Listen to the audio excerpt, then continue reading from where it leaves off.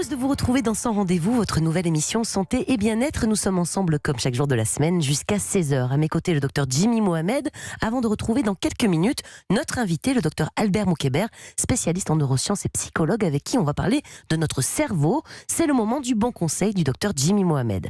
Alors aujourd'hui, Jimmy, vous avez décidé de nous parler des cups vaginales. Alors d'abord, c'est quoi ces cups? Ça veut dire coupe, en français. Oui, rien à voir avec la coupe Davis, la coupe du monde, parce que je vois bien certains hommes dire, mais oh là là, mon Dieu, qu'est-ce que c'est? Alors, c'est un dispositif réservé aux femmes pour recueillir le sang au moment des règles qui pourrait remplacer donc un tampon ou une serviette hygiénique, tout simplement. D'accord. Alors, est-ce que c'est fiable? Comment ça s'utilise? Là, c'est quoi les règles à respecter pour utiliser ça? Il y a eu une étude récente où des Britanniques et des Indiens ont suivi 3000 femmes qui ont utilisé ces cups en les interrogeant sur plusieurs points. Un, est-ce que c'est finalement confortable?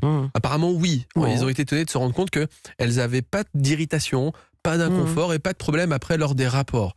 Deux, est-ce que c'était un moyen sûr et efficace lors des règles? Et bien apparemment aussi. Qu'il n'y ait pas de ça fuite, marche, exactement, ça, de fuite. Ça marche bien. Exactement, ça marche aussi bien. Et trois, est-ce que c'est dangereux? Eh ben on s'est rendu compte que ça a le même risque, notamment de choc toxique, qu'un tampon vaginal classique. Donc finalement, c'est une alternative qui est plutôt très économique parce qu'on en achète et puis on les garde très longtemps. Plusieurs années peut-être. Et puis il y a un argument écologique. On va éviter d'utiliser des tampons, des centaines, des milliers de tampons durant une vie. Donc ça peut être une vraie alternative et c'est en train de devenir à la mode. Vous parliez du choc toxique. C'est quoi le choc toxique justement? Alors le choc toxique, c'est cette infection bactérienne au staphylocoque qui se développe dans certaines situations, notamment au moment des règles des femmes, et qui garderait un tampon vaginal trop longtemps, empêchant la bactérie de s'éliminer, responsable d'une bactériémie et d'un choc septique.